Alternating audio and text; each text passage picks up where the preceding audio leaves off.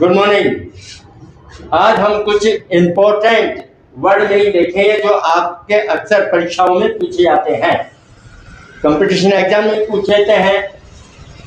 Armed car जिसमें are silent होता है उच्चारण में, आर्म्ड कार बोला जाता है। आल्सो आर्मर्ड बोलते हैं इसको, ARMOURED नहीं, ये आल्सो ARMORED भी लिखा जाता है। तो armoured car a military combat, क्या मीनिंग है इसका? Military combat vehicle on wheels with light machine gun. बख्तरबंद गाड़ी, हम मिलिट्री भाषा में इसको बख्तरबंद गाड़ी कहते हैं, समझे ना। ये एक मिलिट्री वाहन है जिसमें सैनिक बैठकर जाते हैं। तो ये क्या है, मैग्नेटिक प्रोटेक्टेड लगा हुआ था। इसकी मेटल की मजबूत होती है, धातु की बनी होती है कि उस पर यदि बॉम्बिंग हो तो वो भी असर कम करती है, नहीं करती है। ये सेफ्टी प्रदान करती है सैनिकों को जब वो जाते हैं लड़ने के लिए। तो इस प्रकार से ये एक military combat vehicle on wheels with light machine gun, ये इसका अर्थ है, ध्यान रखो आप। इसका एग्जांपल है जैसे the soldiers rode in an armed car to ensure their safety during the convoy. यानी लड़ाई के दौरान काफिले में जाते हैं तो उनकी सुरक्षा करती है इतनी मेटलिक धातु की, तकड़ी धातु की, स्ट्रॉन्ग धातु की मटेरियल की बनी होती है कि वो अपनी सेफ्टी महसूस कर सकते हैं। नेक्स्ट मीनिंग है, अभी आपने इससे पहले देखा आर्म्ड कार, जो बख्तरबंद गाड़ी होती है सैनिक जिसमें बैठ के युद्ध लड़ने जाते हैं। अब दूसरा मीनिंग है, नेक्स्ट वन इज बेलीगर्ड, BELEAGUERED। इसका उच्चारण है, बी पर कम जोड़ेगा, स्ट्रेस कम दो, ली पर ले पर स्ट्रेस ज्यादा देंगे, और ये सीधा है गर्ड, बेलीगर्ड। स्ट्रगलिंग यानी संघर्ष करते रहना, संघर्ष हिंदी में क्या कहते हैं इसको? संघर्ष, ये है इसका अर्थ हिंदी में बेलीगर्ड। इसका एग्जाम्पल है, मीनिंग है स्ट्रगलिंग, संघर्ष, और एग्जाम्पल है द स्मॉल कंपनी, ये ए है, अच्छी तरह देखो। The small company was beleaguered by financial trouble, comma they kept trying to stay afloat. इसका अर्थ है हिंदी में कि जो स्मॉल कंपनी है, छोटी कंपनियां हैं, वो वित्तीय संघर्ष करती हैं। क्या करती हैं? रुपए पैसे की कमी होती है उनके पास। छोटी कंपनियां, बड़ी कंपनियों के पास तो पैसा झोंक देते, वो लगा देते हैं, लेकिन छोटी कंपनियों के पास पैसा कम होता है, इसलिए वो टिकी रहने के लिए, अफ्लोट में तैरना, तो वो बाजार में टिकी रहने के लिए संघर्षरत रहती है। ये इसका उदाहरण दिया है, फिर समझो उदाहरण। The small company was beleaguered by financial troubles, they kept trying stay afloat. Next word meaning है एस्थेटिक, ASCETIC, एस्थेटिक। इसका उच्चारण है एस्थेटिक, से पर एक ही मात्रा, एस्थेटिक। इसको हम क्या कहते हैं? ऑस्ट्री कहते हैं। ऑस्ट्री माने बहुत कठिन तपस्या करने वाला। हिंदी में क्या कहते हैं इसको? सन्यासी। क्या कहते हैं? सन्यासी।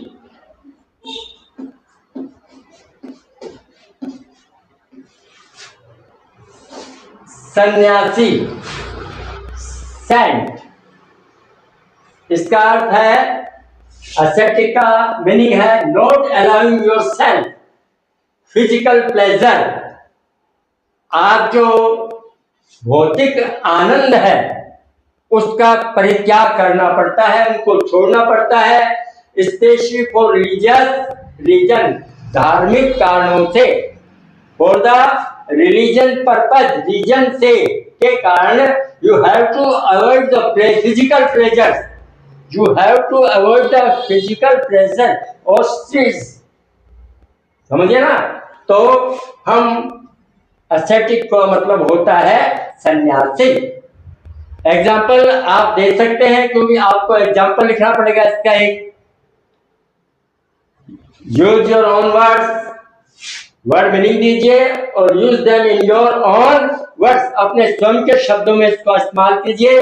तो आप एग्जाम्पल लिख सकते हैं, इस ये देखकर आप और भी एग्जाम्पल बना सकते हैं, जैसे द मोंक, मोंक माने भिक्षुक जो मठ में रहते हैं, सन्यासी। The monk lived an aesthetic life, वो एक एस्थेटिक लाइफ बिताता है, अवॉइडिंग ऑल मटेरियल कंफर्ट, सारे आराम पे जो भौतिक सुख साधन है उनको छोड़ देता है। ये आपका जो वर्ड मीनिंग है इंपॉर्टेंट है, ये पूछा जाता है कई बार, तो इसको ध्यान रखो। उसके बाद आता है नेक्स्ट मीनिंग, वह है वर्ड मीनिंग हमारा ड्राउट। इसका है ऊ की मात्रा आएगी, ड्राउट नॉट ड्रॉट, ड्राउट। आसमासिक, इसके दो मीनिंग होते हैं, it gives us two meaning. First is आसमासिक, चाय हम सिप करते हैं, जैसे चुस्की लेते हैं, घूंट लेते हैं चाय की, तो एक छोटी घूंट, एक छोटी चुस्की लेना चाय की, सिप। और जैसे जो बरसात का पानी वो अर्थ है, वो सिप करती है, धीरे धीरे धीरे धीरे उसको सोखती है, सिप करती है, ड्रॉप बाय ड्रॉप सिप इसको कहते हैं।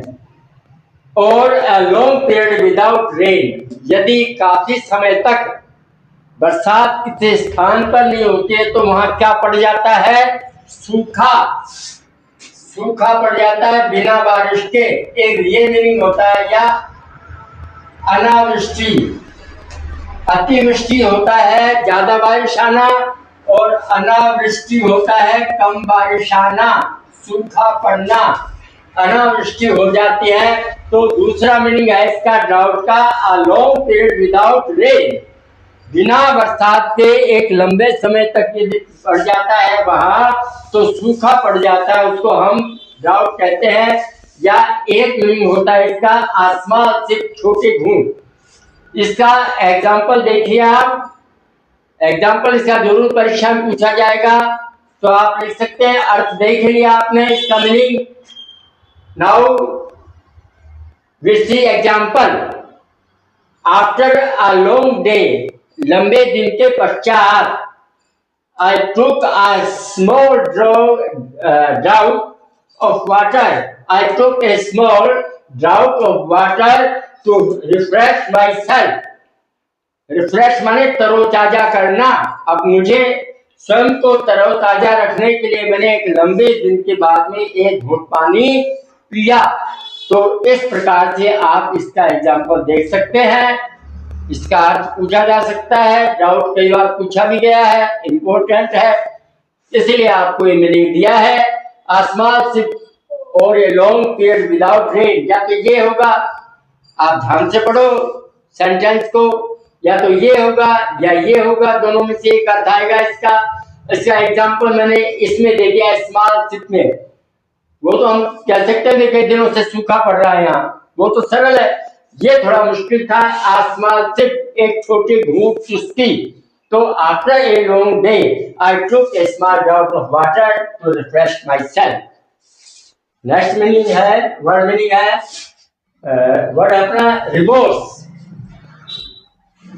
इसका अर्थ होता है रेग्रेट, यानी पश्चाताप करना। क्या करना? पश्चाताप।